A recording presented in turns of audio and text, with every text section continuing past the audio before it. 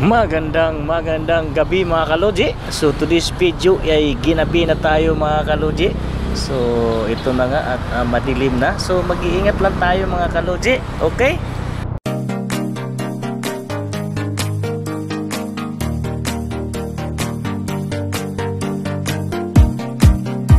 Subscribe my YouTube channel, Logi Mix TV Vlog. So ayan nga mga kaloji, samahan nyo ako sa aking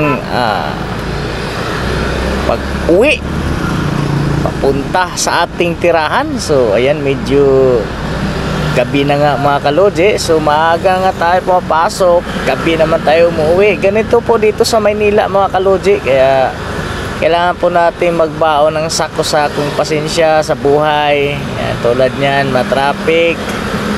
So wag po pairalin yung init ng ulo mga kaloji. Dapat po magbigayan po tayo.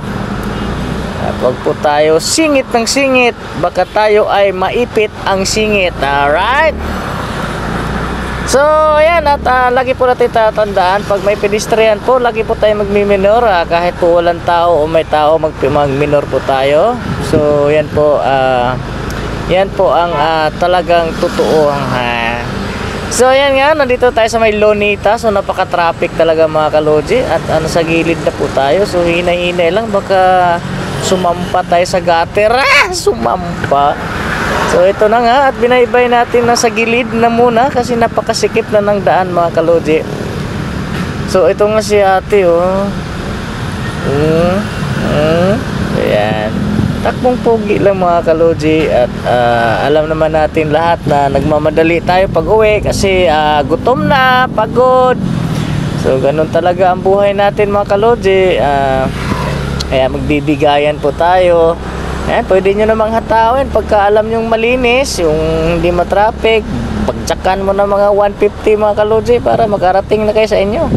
Pero kung masikip man, mga 60, 50, okay lang yung mga ganyan mga kaloji. Huwag masyadong puguso, alright? Ito na nga, nandito na nga tayo. Papunta na tayo ng going to Manila City Hall. So ito na nga, at medyo matraffic na dito mga kaloji dahil naglalabasan na yung malalaking truck. So mag-iingat po tayo, wag po tayong didikit sa malalaking truck dahil hindi nila tayo nakikita kasi maliit lang tayo.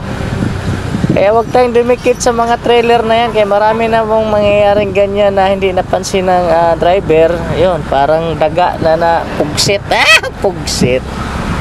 So mag-iingat po tayo mga kaloji. At lagi po nating gamitin ang busina. Wag naman yung busina ng busina, yung ano lang ba, timing, para halimbawa overtake ka, ibubusina ka para mapansin na, oy, may overtake pala. O ganun technique dun mga kaloji.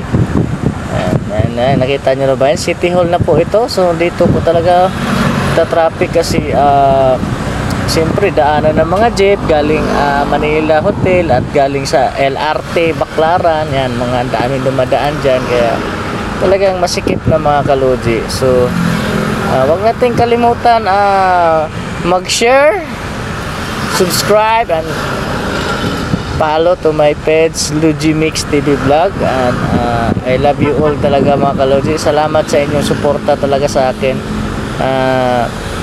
Talagang hindi ako magsasawang magpapasalamat sa aking mga followers dyan, sa aking mga subscriber.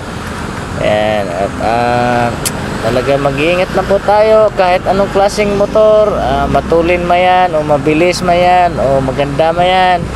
Mag-iingat po tayo dahil buhay po ang nakasalalay pag nasa kalsada po tayo mga kaloji. Kaya lagi po nating tatandaan na may uwian po tayong pamilya. Dapat takbong pogi lang po tayo para po ligtas po. Diba? Ligtas ang may alam. Alright mga kaloji. So yan, at alam ko lahat tayo na pauwi na ng gabi ay pagod at gutom, kaya nagmamadali tayo. So wag naman masyado. So ito na nga, nandito paakyat na po tayo ng ano bang tulay ito sa Quiapo? Jones Bread. Jones Bread. Hindi ko alam ang pangalan tong tulay dito sa pagbaba mo, Quiapo na. Ang alam ko Jones Bridge doon sa ano yun eh, sa may Ayala Bridge. Ay, Jones Bridge nga ito kasi Ayala Bridge pala yun doon. So ito na nga pa, gilid-gilid na naman tayo.